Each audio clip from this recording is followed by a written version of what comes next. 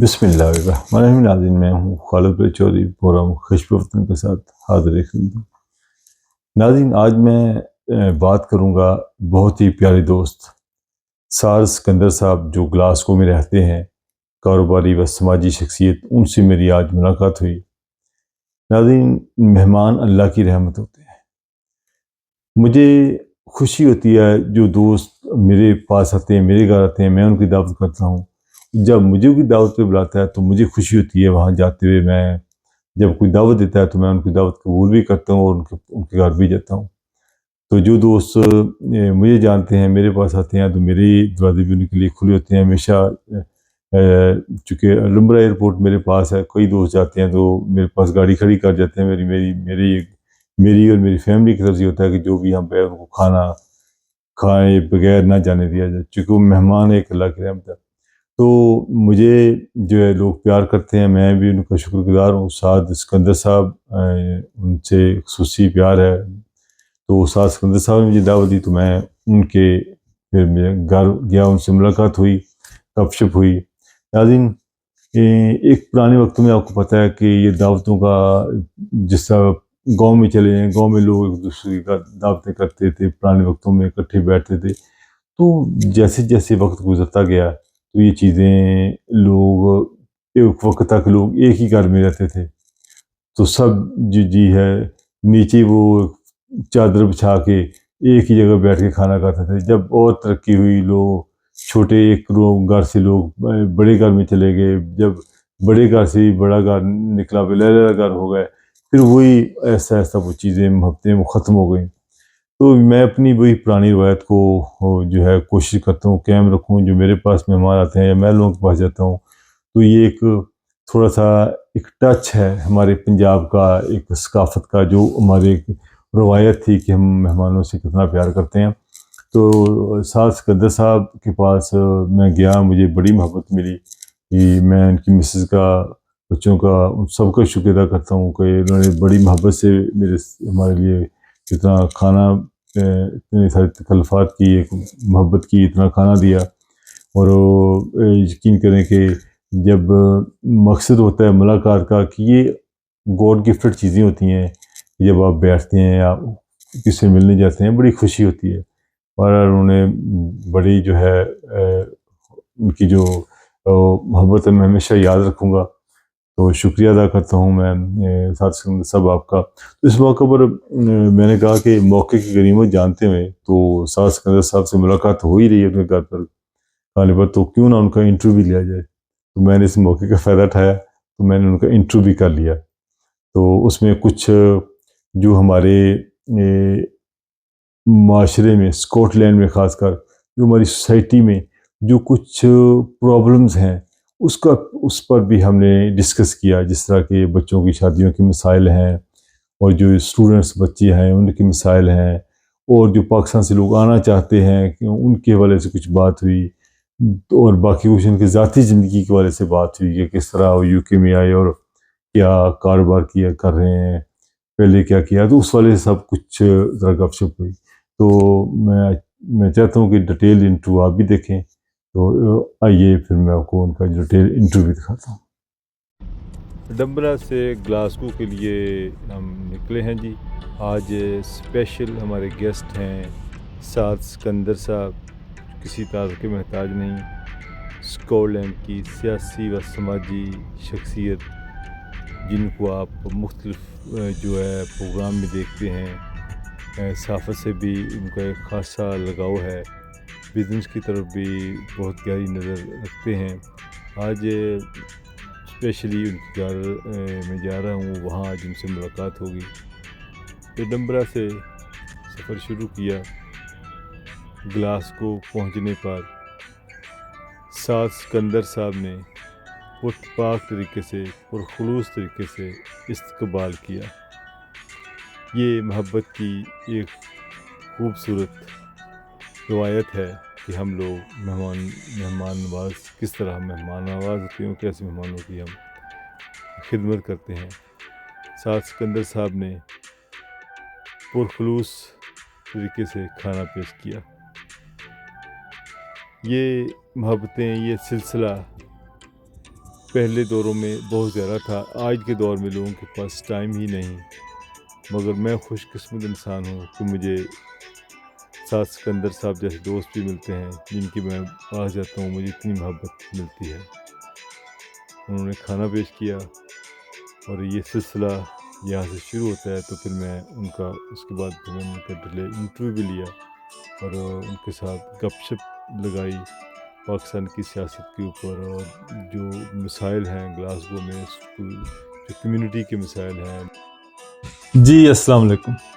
आज बड़ी खुशी की बात है, आपने अक्सर ही जगह पे मुख्तलिफ फंक्शंस में साथ सिकंदर साहब को देखा होगा। हमेशा माशाल्लाह कोट पैंट टाई शाई काफ़ी, हमेशा एक बहुत ही हंसमुख इंसान। जब इनसे मिलता था तो बड़ा अच्छा लगता था। कुछ लोग ऐसे होते हैं जिनसे मिलके ऐसे फील होता है कि जैसे इनसे आपको कोई तल्लुक है, कोई रिश्ता है, तो वैसी मोहब्बत होती है। चंद एक लोगों में मैं साद भाई का शुमार करता हूँ ग्लासगो में, जो स्पेशली इनको देखा कि ये तकरीबन जितने भी मुख्तलिफ कम्युनिटी के लोग हैं सबके साथ इनका मिलना है। ऐसे लोग जो अच्छे हों बुरे हों सबके साथ एक प्यार से मिलते हैं, ये एक बड़ी अच्छी बात होती है कि इंसान का माइंड भी होता है। तो साथ सिकंदर साहब से काफ़ी अर्से से मुलाकात का प्लान बन रहा था, तो आज मुझे मौका मिला तो ग्लासगो में इनके घर आने का, तो मैंने कहा इस मौके का फ़ायदा उठाऊँ, तो साथ भाई से चंद प्यारी सी बातें करें। जाने के साथ भाई कैसे यूके में आए, कैसे ज़िंदगी गुजारी, कितने साल हो गए, और पाकिस्तान से जो लोग बड़ा फ़ोन करते कि पूछते हैं कि जी इंग्लैंड आना चाहते हैं, ज़िंदगी कैसी है, कैसे आएँ। हम एक दूसरों से बहुत चीज़ें सीखते हैं, हमें सीखने को मिलता है। जब भी ये मुख्तलिफ दोस्तों के घर जाता हूँ, इंटरव्यू करता हूँ, तो मैं उनसे कुछ सीखने की कोशिश करता हूँ, कुछ सीखता हूँ। तो साद भाई अस्सलाम वालेकुम। जी वालेकुम सलाम चौधरी साहब, कैसे हैं आप साद भाई? जी अल्हम्दुलिल्लाह, अल्लाह का शुक्र है। बड़ा अच्छा लगा जी कि आप तशरीफ़ लाए हैं और आपने टाइम दी है। आप हमेशा से जो हमारी यहाँ पर कम्युनिटी है, स्पेशली जो हमारी स्कॉटिश जर्नलिस्ट हैं, उनमें आप का कद माशाल्लाह से बड़ा है और हमेशा से आपने कम्युनिटी की बड़ी रहनुमाई की है, लोगों से मोहब्बत किया, प्यार किया, लोगों को प्रमोट किया यहाँ पर। और कई एक ऐसे लोग जो शायद शौकिया तौर पे जर्नलिज़्म कर रहे थे और वो चाहते थे कि वो जर्नलिज़्म में आगे आएँ। आपने उनकी रहनुमाई की, उनकी हेल्प की और मुझे याद पड़ता है कि कुछ ऐसे दोस्त भी थे कि जिनकी वजह से यहाँ पर आपको भी किसी मुश्किल से गुज़रना पड़ा, लेकिन मैं ये समझता हूँ कि आपका बड़ापन है। आपने उस वक़्त बिल्कुल बड़ा बोल्ड फ़ैसला किया और आपने ये कोशिश की कि मैंने इन लोगों को प्रमोट करना है, इन लोगों को आगे लेके आना, और फिर आप की वजह से आज उनका भी बड़ा नाम है, कम्युनिटी में उनकी बड़ी इज़्ज़त है। तो मैं आपका बड़ा शुक्रिया अदा करता हूँ। और आप जो हमारा यहाँ पर पाकिस्तान का स्कॉटिश क्लब है, उसके प्रेसिडेंट भी हैं। उस सिलसिले में आपने बड़ी इज़्ज़त कमाई है यहाँ पे कम्युनिटी में, आपने बड़ा नाम बनाया है और अभी हालिया जो आपने अपना प्रोग्राम किया है यौम आज़ादी के हवाले से, बड़ा कामयाब प्रोग्राम था, उसकी मैं आपको बहुत मुबारकबाद पेश करता हूँ। Thank you. साद भाई, मैं चाहूँगा कि जिस तरह कम्युनिटी में बहुत सारे लोग ऐसे हैं जो कि नफ़रत और मुनाफ़िकत की ज़िंदगी पे यकीन रखते हैं। उनका मकसद ही कि कुछ ना कुछ नफ़रतें या ऐसी बातें हों जिससे कम्युनिटी में या मुख्तलिफ जगहों पे एक बजाय मोहब्बत बांटने के मोहब्बतें बखेरने वाली बातें करते हैं। आपको मैंने ऐसे पाया कि आपने हमेशा ही लोगों को जोड़ने की कोशिश की, और ऐसे लोग जो कम्युनिटी को जोड़ते हैं, ये लोगों की कमी है यहाँ पर। तो मैं चाहता हूँ कि आप कोई इस किस्म की बताएं कि लोग कम्युनिटी में क्यों एक दूसरे साथ इकट्ठे नहीं रहते, क्या वजह है? क्योंकि आप ग्लासगो में आपके बहुत ज़्यादा आप नज़र रखते हैं मुख्तलिफ कम्युनिटी के ऊपर, आपका हर कम्युनिटी में बैठना होता है आपका। मैं ज़ाती तौर पर समझता हूँ कि हमारे यहाँ पर स्कॉटलैंड में स्पेशली ग्लासगो में भी जहाँ पर हमारी ज़्यादा एशियन कम्युनिटी है, मैं समझता हूँ यहाँ पर रवादारी, एक दूसरे के साथ एक दूसरे का एहसास करना, एक दूसरे का ख्याल करना, एक दूसरे को बर्दाश्त करना, ये इंग्लैंड के मुकाबले में बहुत ज़्यादा है। यहाँ पर लोगों में बर्दाश्त ज़्यादा है।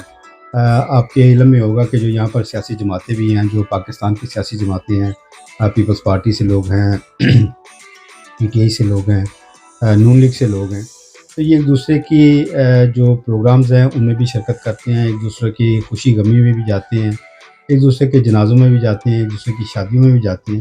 मैं समझता हूँ कि यहाँ पर जिस तरीके से बर्दाश्त वाला माहौल है, एक दूसरे को स्पेस देने वाला माहौल है, वो और किसी जगह पे शायद नहीं है। इसी तरह से यहाँ पर मैं समझता हूँ जो हमारे इसमें मैं आपको मुबारकबाद देता हूँ कि आपका बड़ा किरदार है इसमें। एज़ ए प्रेज़िडेंट आपने जिस तरीके से अपनी जो ऑर्गेनाइज़ेशन है उसको जिस तरह से जोड़ा, और फिर मैं ये समझता हूँ कि हमारे यहाँ पर स्कॉटलैंड में स्पेशली जिस वक़्त कोई एक जर्नलिस्ट किसी जगह पे चला जाता है और बाकी जर्नलिस्ट उस जगह पे उस प्रोग्राम को कवर नहीं कर सक रहे होते, तो वहाँ पर वो जर्नलिस्ट बाकी दूसरों के लिए भी वो फुटेज जो है बना देता है, उनको मुहैया जी कर देता है। बिल्कुल जी। तो ये मैंने देखा कि ये पूरे यूके में है, बल्कि ना सिर्फ यूके में, पाकिस्तान में या और भी दुनिया की किसी जगह पे भी नहीं है। तो मैं समझता हूँ कि ये भी कामयाबी का सिर आपके साथ जाता है कि आपने कम्युनिटी में और फिर जो आपका जो जर्नलिस्ट हैं आपके जो मुख्तलिफ टीवी चैनल से हैं, आपने उनमें इस तरह का एक प्यार मोहब्बत, इखलास और तरीका जो उनको आपने दिया है, तो मैं समझता हूँ कि यहाँ पर लोगों में बर्दाश्त, प्यार, मोहब्बत और एक दूसरे को के साथ एक दूसरे को साथ लेके चलना, वो दूसरी जो इंग्लैंड स्टेट्स से हैं, ज़्यादा इंग्लैंड अच्छा से है। ज़्यादा है। जी बिल्कुल। जी सर भाई, आप बताएं कि कुछ अर्सा आप भी मीडिया में रहे, जी। मीडिया की अभी भी आप लाइव प्रोग्राम में गेस्ट होते हैं, आपको ये जर्नलिज्म का शौक कब पैदा हुआ? असल में जी इस तरह से है कि शुरू से ही मुझे कुछ थोड़ा-सा शौक था, लगाव था कि कुछ पढ़ा लिखा जाए। यहाँ पर आके उस वक़्त कुछ स्पेस थी, कुछ गैप था, वैक्यूम था, कोई जगह थी कि उस वक़्त कुछ काम इस पे हो सकता था। जी तो मेरे पास टाइम भी था उस दौरान, तो मैंने कोशिश की कि मैं इसमें थोड़ा-सा अपना टाइम लगा दूँ। तो अनफॉर्चुनेटली मैं उसको ज़्यादा कंटिन्यू नहीं कर सका बिकॉज़ ऑफ टाइम। टाइम की किल्लत की वजह से आपके इल्म में है कि यहाँ पर 2-3 मुख्तलिफ जो तंज़ीमें हैं, जी उनमें से किसी को मैं सरबराही भी करता हूँ और किसी के साथ मैं काम भी करता हूँ। जी तो उसकी वजह से मैं अब उतना मसरूफ़ हूँ कि टाइम दे नहीं पाता। पर अपनी तरफ से मैं पूरी कोशिश करता हूँ। एक टेलीविज़न का प्रोग्राम होता है संडे टॉक हुमायूं साहबज़ादा साहब के साथ। जी उसमें मैं 1 घंटे का प्रोग्राम होता है वो, तो उसमें मैं टाइम दे लेता हूँ। तमाम जितने भी इतवार को होते हैं वो प्रोग्राम, तो तमाम वीक में नहीं दे सकता, लेकिन मोस्ट ऑफ़ द टाइम मैं कोशिश करता हूँ कि मैं उनके प्रोग्राम को कवर कर लूँ। बड़े अच्छे हमारे दोस्त हैं, बड़े प्यार करने वाले हैं वो भी, और बड़े अखलाक वाले हैं और बड़ा अच्छा उनका प्रोग्राम होता है, मयारी प्रोग्राम है, तो मैं कोशिश करता हूँ कि उस प्रोग्राम में चला जाऊँ। सर भाई, अब मैं चाहूँगा कि पाकिस्तान में बहुत सारे लोग ऐसे हैं जो मुझे भी फ़ोन करते हैं, पूछते हैं कि जी हमने इंग्लैंड आना है, जी इंग्लैंड में आना है, तो आप कितने साल से इंग्लैंड में हैं आप? मुझे गुज़िश्ता 3 दहाइयाँ हो गई हैं, 30 साल के करीब हो चले हैं। 30 साल हो चले जी, तकरीबन। जी। अच्छा, ये साथ भी आप थोड़ा-सा समझाएँ, लोगों को बताएँ कि यहाँ की लाइफ़ कैसी है? पाकिस्तान से कि लोग वाक़ई इधर क्यों आना चाहते हैं? तो मैं समझता हूँ जी कि अनफॉर्चुनेटली जो पाकिस्तान के इस वक्त माशी तौर पे जो हालात हैं, सियासी तौर पे हालात हैं, जी, उसकी वजह से लोग चाहते हैं कि वो माइग्रेट कर जाएँ। जिस वक़्त आप अगर 70s में देखें तो पाकिस्तान की इकॉनमी उस वक़्त बड़ी बेहतर थी। जी, दुनिया जाती थी पाकिस्तान में इन्वेस्टमेंट भी हो रही थी। अनफॉर्चुनेटली उसके बाद हमने कुछ गलत डिसीजन किए सियासी तौर पे, जिसका ख़मियाज़ा आज हमें भुगतना पड़ रहा है। जी, मुल्क 2 लख्त हुआ, उसके बाद जो माशी तौर पे भी जो उस वक़्त के वज़ीर-ए-आज़म थे, उन्होंने गलत फ़ैसले किए, जी, जिसकी वजह से जो इंडस्ट्रियलिस्ट थे, वो जो पाकिस्तान के बड़े इंडस्ट्रियलिस्ट थे, उन्होंने ना सिर्फ पाकिस्तान छोड़ा, बल्कि जो इन्वेस्टर्स थे, जो गैर मुल्की कंपनियाँ थी, वो भी बंद होकर चली गई। और अब इस वक़्त जो जिस नहज पे पाकिस्तान खड़ा हुआ है, उस वक़्त तो आप समझिए कि पूरी दुनिया ही पाकिस्तान से मुँह मोड़ गई है अनफॉर्चुनेटली। जी, तो मैं समझता हूँ कि अगर इस वक़्त पाकिस्तान को ज़रा मुआवज़ा की ज़रूरत है। पाकिस्तान के नौजवान जो हैं वो पढ़ लिख गए हैं। पाकिस्तान के हालात इस वक़्त जो मैं तालीम के लिहाज से बात करता हूँ कि पाकिस्तान के हालात जो हैं इस वक़्त कदरे बेहतर हैं। जी। तो और वो जो लोग जो बच्चे जो स्किल्ड बच्चे हैं, वो यहाँ पर अगर अपना कोई किरदार अदा कर सकते हैं, तो मैं समझता हूँ कि उनको ज़रूर यहाँ पर आना चाहिए, अपनी किस्मत ज़रूर आज़मानी चाहिए।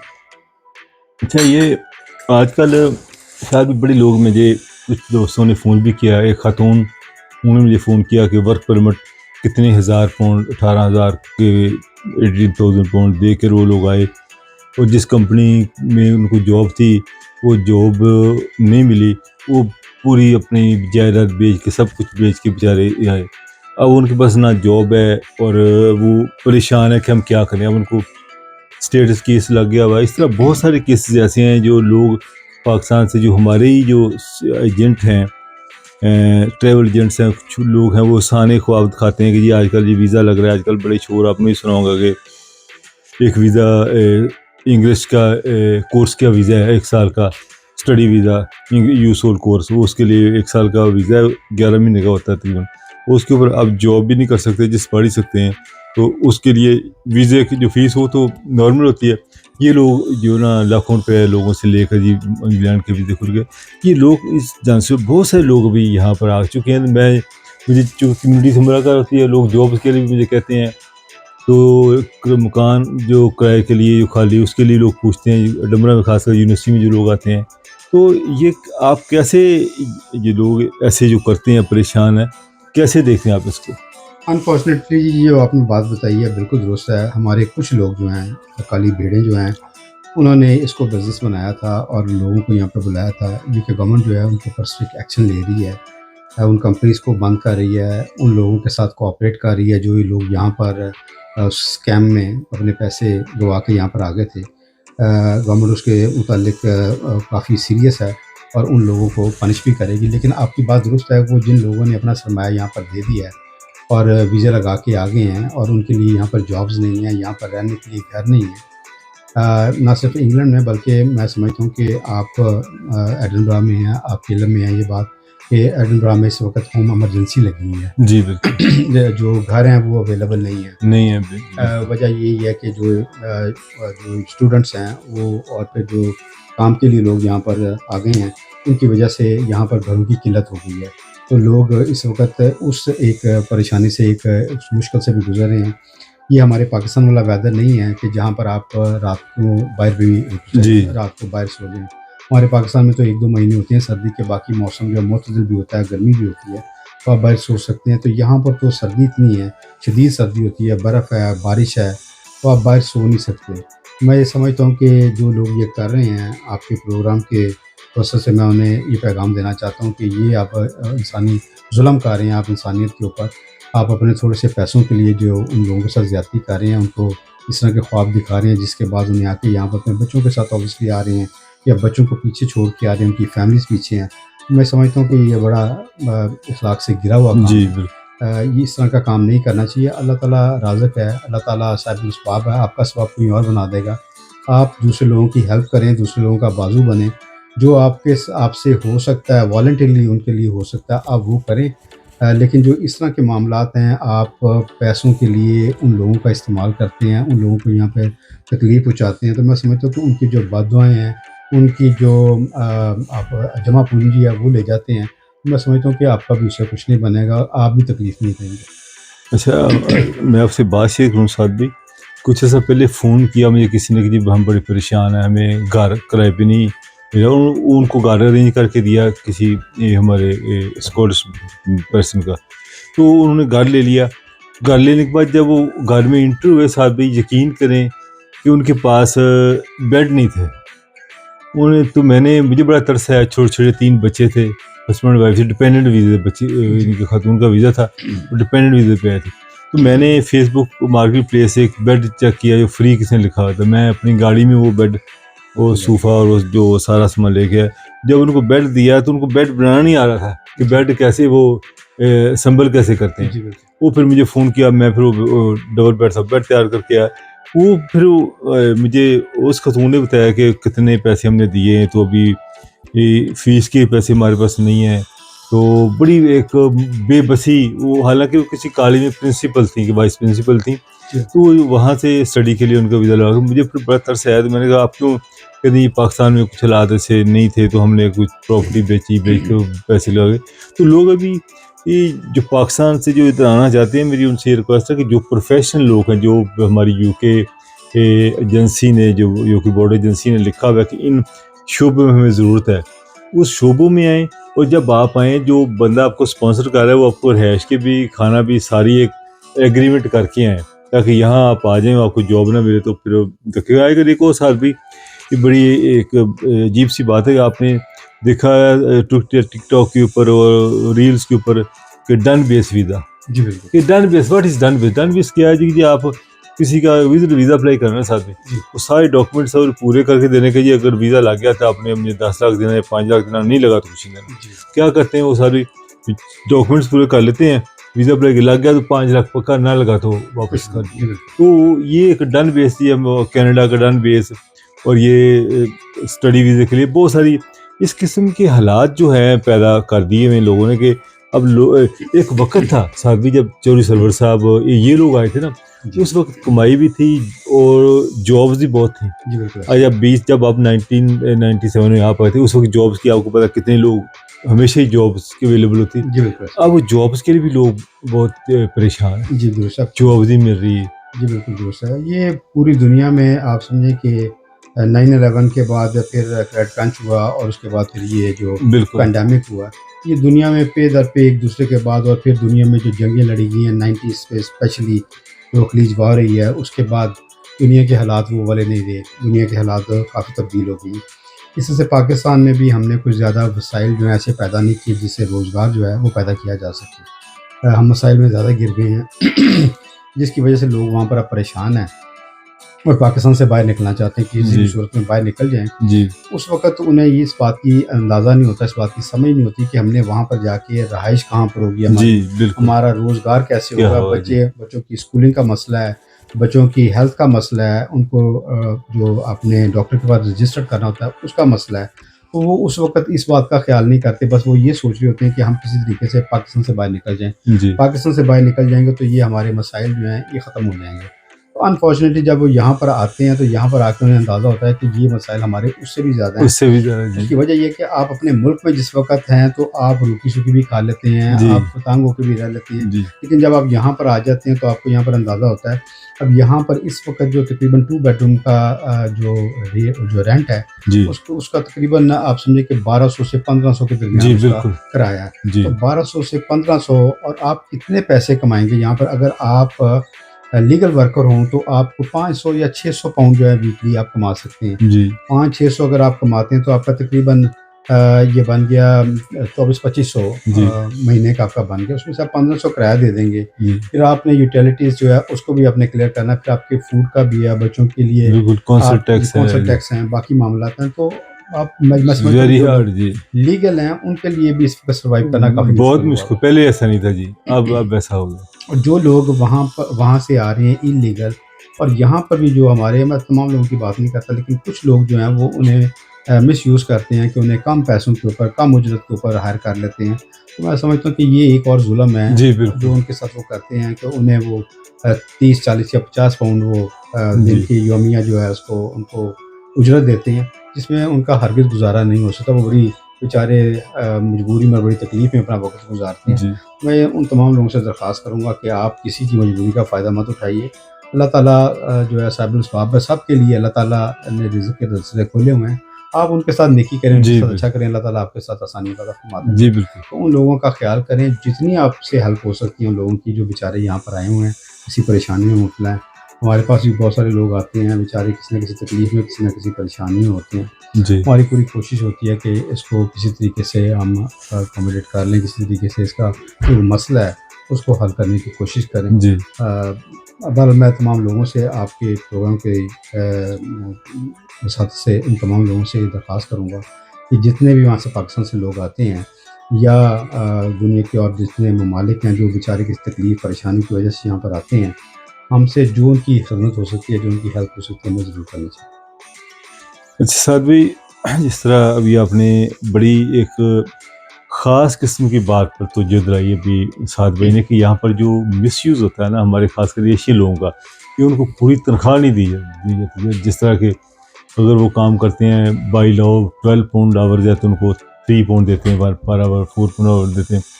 मुझे याद है साथ भी आपसे एक वाक़या शेयर करूँ, मेरी सिस्टर ने मुझे फ़ोन किया कि उनके मिलने वाले एक बच्चा ये लंदन में उसने जॉब शुरू की, तो यहाँ जॉब होटल के ऊपर काम करता था, उसको 1 पाउंड पर आवर देते थे और उसको कहा था कि रिहाइश के लिए होटल के बाई लॉ होटल के अंदर सो नहीं सकता वो, जी, रिहाइश नहीं तो होटल के रेस्टोरेंट के अंदर ही वो सोता था रात को। तो वहाँ पर उसको 1 पाउंड पर आवर, यानी कि पूरा हफ्ता 72 आवर्स काम किया, उसको 70 पाउंड दे रही है। तो उसको, यानी कि वो इतना परेशान था कि मुझे कदर समझ नहीं आती कि मैं क्या करूँ। फिर मैंने उसे मशवरा दिया कि आप एक अपनी CV बनाओ, बना के जगह शॉप्स के ऊपर ड्रॉप करो, रेस्टोरेंट और 2 जगहों पे जाओ, जॉब मिल जाएगी। फिर ओवरसी हो गया। अब उसको यहाँ पर 7 साल हो गए हैं। जी उसकी वाइफ पाकिस्तान में है। जी तो उसकी वालदा से मेरी एक दिन बात हुई, तो उसने रोना शुरू कर दिया। तो उसके बच्चे का नाम मैं अल्लाह दत्ता। मुझे क्या नहीं कि अल्लाह दत्ता को आप समझाएं खालिद भाई कि वो वापस क्यों नहीं आता। इसकी वाइफ को इतने साल हो गए यहाँ पर, 7 साल हो गए तकरीबन, इधर ही वो आया हुआ, तो उसको वापस क्यों नहीं आ जाता।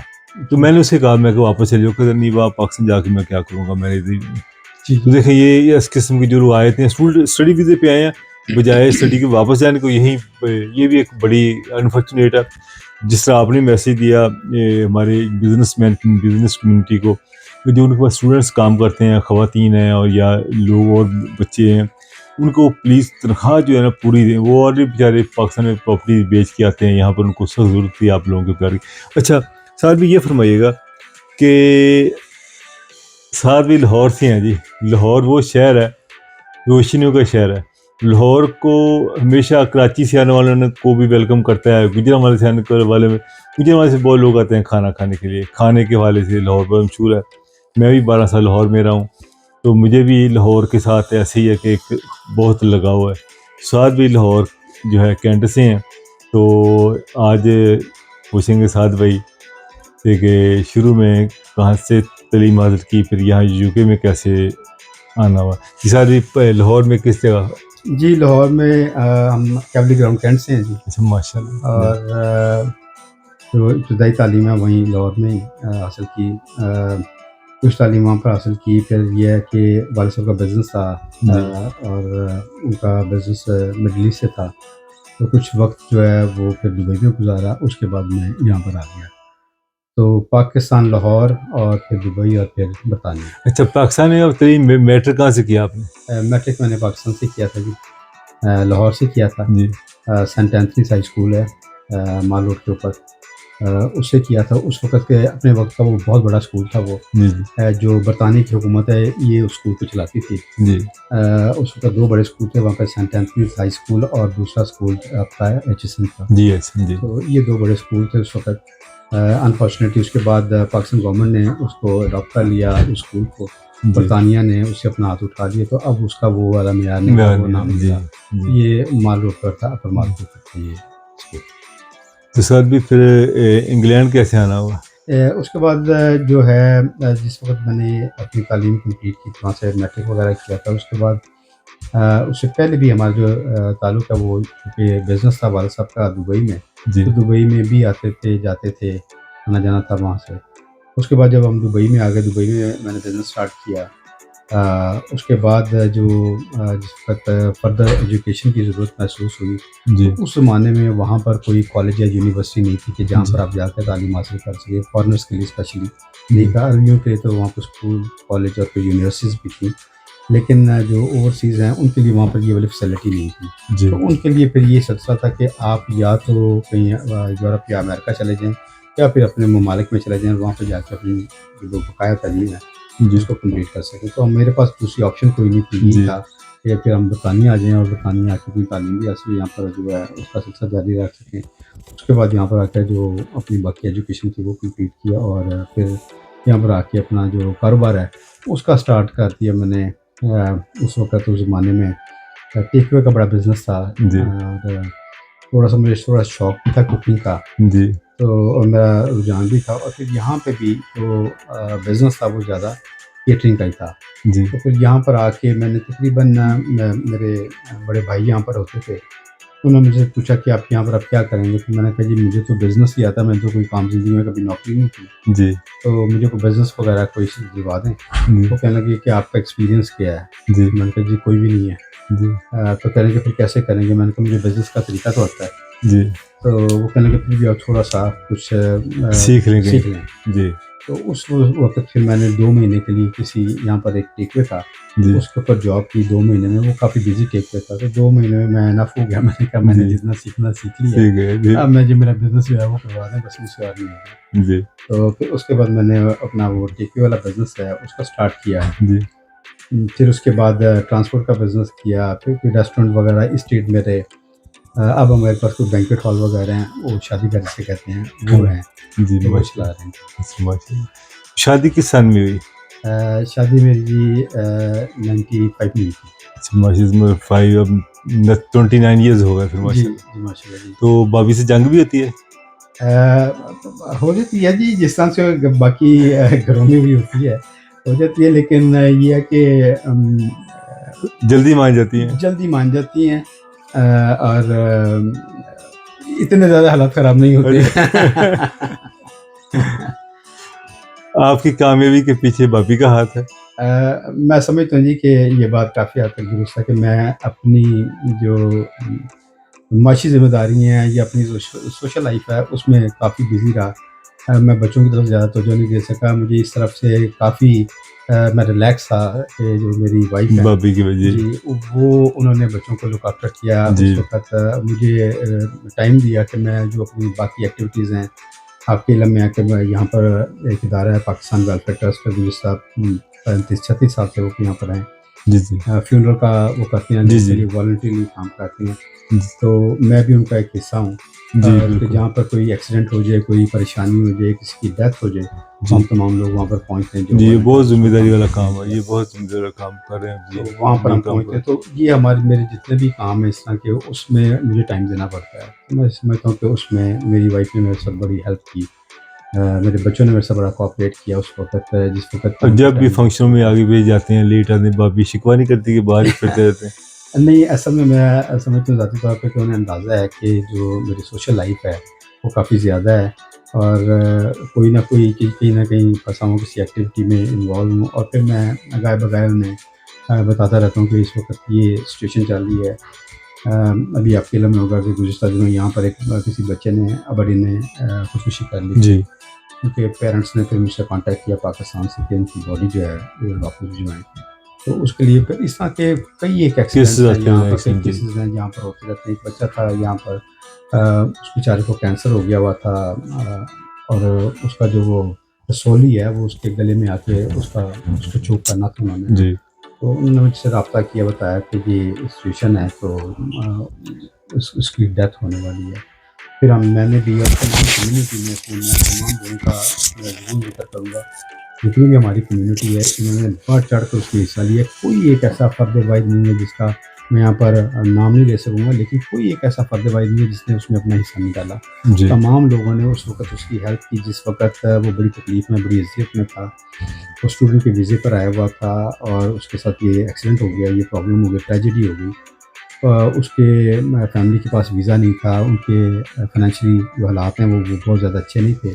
उस वक़्त तमाम कम्युनिटी ने बड़ी ही बढ़-चढ़ के हिस्सा लिया उसमें, और उसकी काफ़ी हेल्प की। जी तो मैं उन तमाम लोगों का भी शुक्रिया अदा करता हूँ कि जो उस वक़्त जिस वक़्त भी कोई एक्सीडेंट होता है यहाँ पर, रिसेंटली मेरे एक दोस्त हैं, इस वक़्त मेरे बड़े नज़दीकी दोस्तों में हैं, वारिस अली साहब, उनका एक्सीडेंट हुआ था यहाँ पर इस्लामन में। जी अपनी फैमिली के साथ गए हुए थे, तो वो उनकी फैमिली उसमें वहाँ पे डूब गई थी। जी उनकी वाइफ़ की और उनकी बेटे की डेथ हो गई थी, उसमें उनका एक दोस्त भी था, उसकी डेथ हो गई थी वहाँ पे। जी कम्युनिटी ने जिस तरीके से कोऑपरेट किया इन तमाम मामलात में, मैं समझता हूँ कि ये इसमें कम्युनिटी की तारीफ़ ना करना और कम्युनिटी को इस बात पे सिर्फ़ मुर्दे इल्ज़ाम ठहराना कि यहाँ पर लोग एक-दूसरे की लेग पुलिंग करते हैं, तो मैं समझता हूँ कि जो यहाँ पर ज़्यादातर लोग हैं वो एक-दूसरे की हेल्प करते हेल्प हुए करते हैं नज़र जी आते हैं, एक-दूसरे का ख़्याल करते नज़र आते हैं।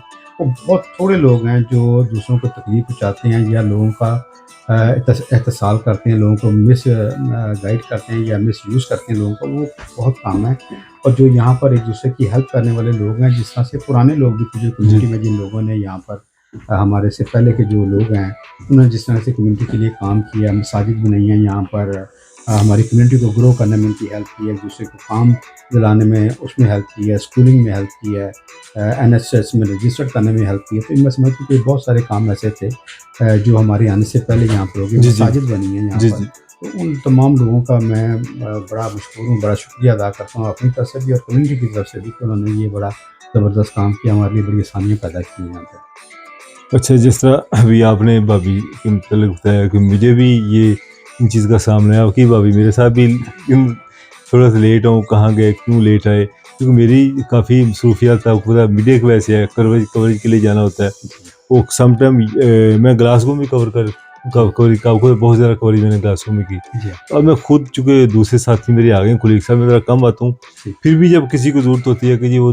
दोस्त नहीं आ रहे, आप आ जाएँ, तो फिर भी इधर ग्लासगो में भी आ जाता हूँ। जी, जी, और नंबर भी कहीं मेरी भी काफ़ी मसरूफियत रहती हैं। आपकी भाभी का शिकवा भी रहता है कि आप बहुत ज़्यादा टाइम बाहर स्पेंड करते हैं, वैसे आपकी भाभी हैं मेहमान नवाज़। हाँ, ये बात जितने आपने भी बेशक। मेहमान आते हैं ना घर में जी, तो बड़ा एक ये मेरी मुझे हमेशा इनकी सपोर्ट हासिल रही है, हमेशा जब से ये यूके में आई हैं। तो यानी कि मेरे घर में जी किसी ने पासपोर्ट का फॉर्म फिल कराना हो, जी, जी, किसी को कोई पाकिस्तान का कोई इशू हो, लोग मशवरे के लिए आ जाते हैं। मैं लाइव फोरम करता हूँ ना इमिग्रेशन के अलावा भी करता हूँ, जी, जी, इमिग्रेशन का करता हूँ, उसके अलावा मैं पाकिस्तान से एक लॉयर उनके साथ भी करता हूँ। तो छोटे छोटे मसले लेके आ जाते हैं कि जी अगर पासपोर्ट के फॉर्म फिल कराने हों, ड्राइविंग लाइसेंस के फिल कराने हों, या पाकिस्तान से कोई नए लोग आ जाते हैं, तो मैं हमेशा ही अपने जितना जो भी हैं मैं उनकी पूरी कोशिश होती है इनकी हेल्प हो जाए। एक दिन हम भी यहाँ आए थे, तो हमें भी लोगों को पूछना किसने हेल्प पड़ता था किसने कि हेल्प की क्या थी? करूँ, कहाँ जाऊँ? तो अब जो लोग मेरा फ़ोन जो है ना साथ भाई 24 आवर ऑन रहता है। हुँ, कोई फ़ोन मुझे करे ना जी, जी, कोई काम के लिए भी, तो मैं उसको एक एडवाइस दे देता हूँ कि अब मैं क्या करूँ? पिछले एक बंदे ने फ़ोन किया कि जी मैं बड़ा परेशान हूँ, कोई जॉब ही नहीं मिल रही, तो मैंने काफ़ी कोशिशें की, तो मैंने उससे कहा क्या करते हो? मैं इंटरनेशनल लाइसेंस मेरे पास है, जी, मेरी वाइफ़ का वीज़ा लगा हुआ है, जी, तो यूनिवर्सिटी में वो 2 दिन क्लास है, बाकी मैं फ़ारिग हूँ, तो मकान का किराया देने के लिए पैसे नहीं हैं। तो उसको मैंने मशवरा दिया, आपके इंटरनेशनल लाइसेंस के ऊपर आप इंश्योरेंस कराएँ और डिलीवरी किया करें। जी, उनको जॉब मिल गई डिलीवरी की। जी, वो कह रहे हैं कि जी मैं ईज़िली 450 500 मैं वीक का कर लेता हूँ। बड़ा अल्हम्दुलिल्लाह, हैप्पी है जी, वो आपने खालिद भाई बहुत अच्छा आपने मशवरा दिया। माशाअल्लाह। तो इसी तरह को जो मेरे ज़हन में कोई अच्छा मशवरा होता है मैं दे देता हूँ। यकीनन ऐसा ही है। तो यही कोशिश होती है। तो आपको भी माशाल्लाह ये जो आपने जिस तरह आपने बताया परेशान लोग आपके पास आ जाते हैं, तो आपकी जो अदारा बहुत बड़ा काम कर रहा है। जी, यकीनन बहुत बड़ा इदारा है, बहुत ज़्यादा इनका हिस्सा है कम्युनिटी के बीच में। इस तरह से जो यहाँ पर कुछ मामलात बिगड़ जाते हैं, लोगों के मियाँ-बीवी के मामलात ख़राब हो जाते हैं, उसमें भी वो लोग हमारे साथ राब्ते में रहते हैं फिर। हमारी पूरी कोशिश होती है कि मामला खुला तक ना जाए, किसी तरीके से इन दोनों का तस्फ़िया करवा दिया जाए, इन दोनों की सुलह करवा दी जाए। बच्ची को भी किसी वक़्त समझाया जाता है, किसी वक़्त बच्चे की गलती होती है, उसे बताया जाता है कि यार आप अपने मामलात को दुरुस्त करें। अल्लाह ताला को ये बात बड़ी नापसंद है कि अगर आप खुला दे देंगे या खुला ले लेंगी, तो मामलात को ठीक करने की कोशिश करें। और मैं ये समझता हूँ कि उसमें मेरे एक बड़े दोस्त थे, बड़े अज़ीज़ दोस्त थे, आप वो जानते होंगे डॉक्टर इम्तियाज़ मजीद साहब, हाँ अल्लाह यार, गनी की रहमत क्या करे, नाम लिया यार। बड़े ज़बरदस्त इंसान डॉक्टर थे। इम्तियाज़ साहब बहुत अच्छे इंसान थे यार, जब भी मिलते थे आपके साथ ही जी, मिलते थे, जी, बड़े प्यार से मिलते थे यार, जी, बड़ा नाम याद पा दिया आपने जी, मेरे साथ भी। तो अल्लाह ताला उनको बड़ी रहमत करे, बड़ी जल्दी चले गए दुनिया से। जी। वो और मैं मिलके हम काम आज किया भी करते यकीन थे। नहीं आता यार, जिस तरह बिल्कुल। उनका चेहरा अभी भी सामने नज़र आया निकल आई होती थी। जी, जी। खालिद भाई जिस वक़्त मिला यार, वो कहाँ वो हमारी ना रही फाउंडेशन के भी उन्होंने लास्ट टाइम जी, जी, बिल्कुल। प्रोग्राम में उन्होंने कैंपेयरिंग भी की थी। जी, बिल्कुल। बहुत अच्छे इंसान थे यार, बहुत हाँ। अच्छे इंसान थे और मैं और डॉक्टर साहब मिलकर हम जो इस केस पे काम किया करते थे। तो कोई एक हिस्सा जो है वो अपने ज़िम्मे डाल लेते थे कि ये जो मर्द है, ये जो लड़का है इसको मैं समझा देता हूँ, लड़की को आप समझा लें या लड़की को मैं समझा देता हूँ, आप लड़के को समझाएँ। फिर हम एक-दूसरे के साथ मशवरा करते रहते थे, दोनों की बातें सुन लेते थे अलग-अलग। फिर हम अंदाज़ा करने की कोशिश करते कि कहाँ पर किसकी गलती है, किसको समझाया जा किसको सकता है, समझाया जाए? जी। कौन जो अच्छी तरीके से बात को समझ लेगा, जो हमारे काबू आ सकता है। हमारा मकसद सिर्फ़ ये होता था कि ये तलाक ना होने पाए। जी, तो अल्लाह ताला उनको इसका भी अजर अज़ीम दे कि जी, उन्होंने हमेशा आमीन। से कोशिश की कि जो घर है ये बिगड़ना नहीं चाहिए, टूटना नहीं चाहिए। तो हम मिलके उसके ऊपर काम किया करते थे और इस तरह से हमने काफ़ी सारे उसके ऊपर भी इस तरह के केसेस के ऊपर भी काफ़ी काम किया उस दौरान। अच्छा, साथ में मैंने ना एक बनाया हुआ मुझे बहुत सारे लोग जहाँ क्योंकि मेरी मीडिया की वजह से मेरी मुख्तलिफ फैमिली में मेरा आना जाना होता है, लोगों से मुलाकातें होती हैं, तो अक्सर लोग मुझे कह रहे थे कि खालिद भाई रिश्ता करना, बच्ची का रिश्ता देखना यार प्लीज़। किसी ने बेटे का कह देना, किसी ने बेटी का कह देना, अक्सर लोग मुझे कहते रहते थे। तो मैं समझता था कि क्या करूँ मैं? एक दिन फिर मैंने ज़हन बनाया कि कुछ करना चाहिए, राइम फाउंडेशन का भी बनाया, तो मैंने एक ग्रुप क्रिएट किया, जी फ्री रिश्ता सर्विस फॉर जी। स्कॉटलैंड। जी उसके माध्यम 450 मेंबर हैं, 450 फैमिली जो उसमें इन्वॉल्व है। जी माशाल्लाह। इतने लोग यकीन करें रिश्तों की, इतनी लाइन लगी रिश्तों की, फार्मासिस्ट है, लेडी डॉक्टर्स हैं, डेंटिस्ट हैं, रिश्तों के जो उनके प्रोफाइल डालते हैं, जी लोग खुद ही प्रोफाइल डालते हैं, जी खुद ही आपस में रब्ता करते हैं। जी टर्म्स एंड कंडीशन में मैंने भी रखा हुआ है कि रिश्ते के लिए एक प्लेटफॉर्म मुहैया किया गया है, जी बिल्कुल। वेरिफिकेशन ये आपकी जिम्मेदारी है, जी दुरुस्त। ये हमारी नहीं है। आप खुद ही रिश्ता की पसंद आता है, आप वेरिफिकेशन कर लें। अच्छा, यहाँ पर एक पंजाबी च कहते लड़कियां दी नक भी बड़ी अच्छी है, तो जी लड़कियां दी नक भी बड़ी अच्छी है। जी दुरुस्त। ये वजह क्या है कि इतनी परेशानी है लोगों के रिश्तों के साथ भाई, जी समझ नहीं आती कि इनको कैसे इन फ्यूचर में, जिस तरह अभी बहुत सारे रिश्ते अब मेरी नॉलेज में गुजरे 34 38 लड़कियों की उम्रें हो गई हैं, जी वो रिश्ते नहीं मिल रहे। और स्पेशली जो परेशान है ना, तो माएँ परेशान हैं, जी ऐसे माएँ ज़्यादा परेशान है कि अभी इतनी एज होगी तो हम क्या करें। जी बिल्कुल। और अनफॉर्चुनेटली जो लड़कियां हैं उनको पाकिस्तान का कोई रिश्ता वो करती नहीं है, जी क्योंकि बिल्कुल। पिछले की ऐसे में सैप्स हो चुके हैं। जी वो कहती हैं कि शायद ये शादी होगी तो सिर्फ इंग्लैंड आने के लिए होगी, जी बिल्कुल। तो अब वो बड़े इश्यूज हैं। इस हवाले से आप कुछ सोचते हैं कि छोड़ना चाहिए? मैं सबसे मसाजिद सारी खामोश हैं, मेरा ख्याल है जो मसाजिद है ना, मौलाना हज़रात हैं, जी इनके पास एक पूरा लिस्ट होती है इन लोगों की, इनको जी पता था ये फैमिली सारी हैं, जी बिल्कुल। और ये पूरी लिस्ट बना लें, उसमें उनके पास एक डेटा हो जी कि इस बंदे के हमारे इस मस्जिद में आए लोग इतनी डॉक्टर्स हैं, इतनी जो है टीचर्स हैं, इतनी नॉर्मल गर्ल, इतनी लिस्ट है लड़कों लड़कियों की, तो फिर ये आपस में शेयर भी कर सकते हैं पूरे स्कॉटलैंड में। जी इससे भी एक मसला हल हो सकता है, इसमें कुछ सोचते हैं आप कुछ होना चाहिए? बड़ी अच्छी बात की आपने जी। सबसे पहले तो मैं आपको मुबारकबाद देता हूँ कि आपने एक ऐसा ग्रुप जो है, एक ऐसा प्लेटफ़ॉर्म जो है वो आपने क्रिएट किया है कि लोग वहाँ पर जाकर अपने बच्चों की जो उनकी प्रॉब्लम्स हैं, वो उसमें जाके एटलीस्ट उनको एक बेसिक प्लेटफ़ॉर्म मिल गया है। जी जो दूसरी आपने बात की है मसाजिद का, इस हवाले से किरदार ये हो सकता है कि वो एक मंथली कोई एक उसके लिए पार्टी या कोई एक ऐसी दावत का एहतमाम कर लें, जहाँ पर आप चाय रख दें या कोई इस तरह से फिंगर बूफे वगैरह का कोई बंदोबस्त कर दें। वहाँ पर फैमिलीज़ आ जाएँ, या बच्चे-बच्चियाँ आ जाएँ वहाँ पर, और आके वहाँ पर रिश्ते एक-दूसरे के देख सकें, वहाँ पर आके फैमिलीज़ एक-दूसरे को मिल सकें। तो आप इसको मंथली कर दें, वीकली भी आप कर सकते हैं इसको, क्योंकि यहाँ पर मसाइल आपने जिसकी तरफ अभी निशानदेही की है वो बहुत ज़्यादा हैं। इसको ये वीकली भी कर सकते हैं, फ़ोर्टनाइट भी कर सकते हैं और मंथली भी कर सकते हैं। आपके प्रोग्राम की वजह से आप यहाँ पर तशरीफ़ लाए हैं। मैं ये कम्युनिटी को ऑफ़र करता हूँ कि जो मेरे पास जो बैंक्वेट हॉल है, जो मेरे पास हॉल है, उसको मैं महीने में 1 मरतबा फ़ीस बिल्लाह देने के लिए तैयार हूँ कि जो वहाँ पर आके कोई प्रोग्राम इस तरह का करना चाहता है, लोग वहाँ पर अपने बच्चों के लिए रिश्ते देखने के लिए आना चाहते हैं वहाँ पर, तो हमारा हॉल जो है वो अवेलेबल है कि वो वहाँ पर आ जाएँ।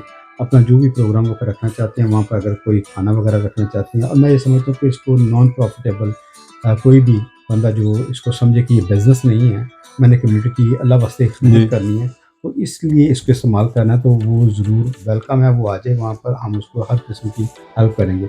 जो यहाँ पर कुछ लोग कर रहे हैं ये एज़ अ बिज़नेस भी उसको करते हैं, जी जी कोई बुराई नहीं है इसमें। तो वो कुछ उन्होंने टिकट वगैरह के चार्जेस वगैरह रखे हैं, वो टिकट्स बेच देते हैं अपनी वहाँ पर, फैमिलीज़ भी चली जाती हैं, जो मेल और फीमेल जी जी बच्चे भी चले जाते हैं वहाँ पर, और फिर वो वहाँ पर जाकर तो देख लेते हैं कि अगर उनका मैच बन जाता है वहाँ पर, तो वो आगे उसमें शादी में चले जाते हैं। जी मैं ये समझता हूँ कि आपने जो बात की वो इतनी ज़बरदस्त बात है कि अगर इसमें मसाजिद जो अपना किरदार अदा करें, तो ये एक प्लेटफ़ॉर्म उनको दे दिया जाए कि आप मस्जिद में, आप कोई मस्जिद में जो कम्युनिटी हॉल हैं, आप वहाँ पर उनके साथ कुछ ऐसा कर दें कि ज़ोहर की नमाज़ के बाद या असर की या मगरिब की या इशा की नमाज़ के बाद हम एक ये घंटा जो है ये मुख्तस करते हैं कि लोग यहाँ पर आके मिल लें। आप लेडीज़ के लिए अलग से बंदोबस्त कर दें, जो जेंट्स हैं उनके लिए अलग से बंदोबस्त कर दें। एटलीस्ट वहाँ पे लोग एक-दूसरे के साथ बात करेंगे, एक-दूसरे के साथ पूछ सकते हैं कि आपका बेटा है, मेरी बेटी है, मेरी बेटी है, आपका बेटा है, तो वो एक-दूसरे से बात करके पता करके उनकी एज क्या, उनका प्रोफ़ाइल क्या है, तो वो उससे उनके लिए आसानी पैदा हो सकती है। तो मैं समझता हूँ कि बहुत ही अच्छा आपने ये एडवाइस किया, तो इसमें मसाजिद को अपना किरदार अदा करना चाहिए इसमें, ताकि लोग इस मुश्किल से, इस परेशानी से बाहर निकल सकें। सर, भी मेरे पास दिन में एक और मशवरा है कि अक्सर देखा कि लोग ग्लासगो की लड़कियां ना कोशिश करेंगी शायद लड़का किसी और सिटी से हो, जी नंबरा की लड़कियां वो उनकी कोशिश होगी लड़का हो, और सबकी एक अपोजिट है, जी सेम सिटी में नहीं वो करते, एक ये सोच पाई जाती है। जी मैं ये भी चाहता हूँ कि अगर ये मसाजिद वाले दोस्त अगर कोशिश करें, बस ये ग्लासगो की मस्जिद जो है ना, वो एक जो मस्जिद, वो जितनी उनके नमाजी हैं उनको पता है ये फैमिलीज हैं, जी वो दूसरी एक मस्जिद डंडी की ले लें, जी इस मस्जिद वाले सारे लोग दूसरी मस्जिद में जाएं, जी वहाँ वो भी अपने बच्चे बच्चियाँ लेके आएँ, जी ताकि बच्चों को डायरेक्टली इंटरेक्शन हो। इंजेक्शन इससे मेरा ख्याल कि ज़्यादा ये मसाइल जो है वो हल हो सकते हैं। मस्जिद के अंदर लोगों को पता कि ये फैमिलीज हैं, अगर वो 20 फैमिली इस मस्जिद की हैं, 20 उस मस्जिद की, 40 फैमिलीज इकट्ठी होती है ना, तो उसमें से रिश्ते आप बात करने से आगे बहुत सारा मेरा ख्याल मसाइल हो सकता है। अदरवाइज जितनी लोगों की अपनी उम्रें हो रही हैं, यकीन करें कि डॉक्टर्स और कितने कितने जो है लोग बैठे हुए हैं, सिर्फ अपना स्टेटस जो है ना, वो स्टेटस की बात करते हैं कि हमें इस लेवल का रिश्ता नहीं मिला, इसलिए हम लड़कियां बैठी हुई हैं, लड़कों को भी आई कि ये हालात है कि रिश्ते नहीं मिल रहे। तो इस वाले से चले हम पूरी इंशाल्लाह आपसे रब्ता भी रखेंगे इंशाल्लाह, जो आपने भी ऑफ़र किया है इसके ऊपर भी जो जी दोस्त सर करें वो इंशाल्लाह करेंगे। आपने जी बड़ा अच्छा मशवरा दिया जी। मैं एक मतलब फिर आपकी बात से कहना चाहूँगा कि आपने ये बड़ा अच्छा मशवरा दिया इसमें। जो भी लोग मसाजिद से वाबस्ता हैं और जो मस्जिद के करता धरता हैं, अगर वो खालिद साहब से जो खालिद साहब से मशवरा करें और इनके पास जैसे तजावीज़ हैं और जिस तरह से इन्होंने मुख्तलिफ प्लेटफॉर्म बनाए हैं, उनकी जो खिदमत हैं कम्यूनिटी में, इनके साथ रब्ता करें, इनको साथ अपने इंगेज करें और इनसे मशवरा लें कि ये किस तरीके से किया जा सकता है। जिस तरह से अभी इन्होंने ज़िक्र किया है कि ग्लासगो की मसाजिद हैं एग्ज़ाम्पल के तौर पर, डंडी की मसाजिद हैं, उनको इकट्ठा किया जा सकता है। इस तरह से एडिनबरा की और स्टर्लिंग की अगर मसाजिद हैं, उनको इकट्ठा किया जा सकता है। वहाँ पर जो वालिदैन हैं, उनको बुलाया जाए या वहाँ पर बच्चों को बुलाया जाए, जो एक-दूसरे से मिल लें और फिर उनके जो मसाइल हैं इनको एड्रेस किया जा सकता है। तो मैं समझता हूँ कि उन तमाम लोगों को बिल्कुल चॉइस साहब के साथ रब्ता करना चाहिए और इनसे जो इनकी तजावीज़ हैं, उनको ज़रूर सुनना भी चाहिए और उस पे अमल भी करना चाहिए। जी सर भाई, बहुत शुक्रिया आज आपने टाइम दिया। नाज़रीन, आज मेहमान नवाजी जो है अल्लाह ताला की, मेहमान अल्लाह ताला की तरफ से एक नेमत होते हैं, रहमत होते हैं। तो मेरा घर में अक्सर ही मेहमान आते जाते रहते हैं और मेरी जो वाइफ माशाल्लाह बड़ी मेहमान नवाज है। तो मैं अपनी वाइफ का भी शुक्रिया अदा करता हूँ कि हमेशा जितने भी मेहमान भी आए हैं तो वो इतना प्यार मिलता है हमारे घर से कि आज साद भाई के घर में आया हूँ, तो बड़ी इनसे मोहब्बत मिली, बड़ा प्यार मिला। साद भाई, आपका दिल से मैं शुक्रिया अदा करता हूँ, भाईजान का शुक्रिया अदा करता हूँ, जितना प्यारा खाना बनाया, इतनी मोहब्बत मिली, बहुत शुक्रिया। मैं आपका भी शुक्रिया अदा करता हूँ और मैं यहाँ पर माज़रत के मैं इसका ज़िक्र करना भूल गया कि मैं चोई साहब के घर पर हाज़िर हुआ जनाब। चोई साहब ने बड़ी खिदमत की, हमारी भाभी ने हमारे बड़ा लुक आफ्टर किया, बड़ा लज़ीज़ खाना बनाया।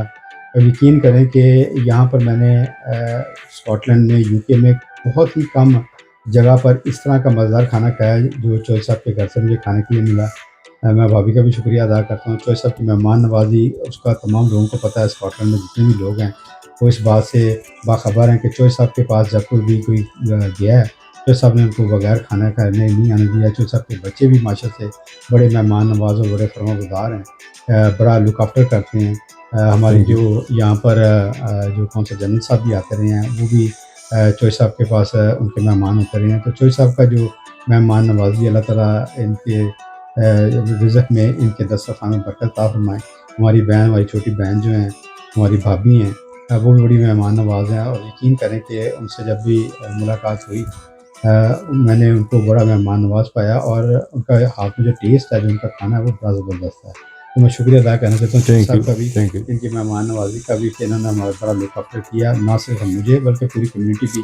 जब भी कभी इनके पास जाती है वहाँ पर, ये हमेशा ही उनकी मेहमान नवाज़ी करती हैं। बहुत शुक्रिया। थैंक यू, बहुत शुक्रिया। साथ भी इंशाल्लाह ज़िंदगी रही तो फिर मुलाकात होगी, ये सिलसिला जारी थैंक यू रहेगा। Sir, thank you. बहुत शुक्रिया। साहब thank you very much sir, तुसी सीख रहे हो, बड़ा अच्छा लगा। इंशाल्लाह दोबारा किसी भी मुलाकात करेंगे इंशाल्लाह। बहुत अच्छा लगा।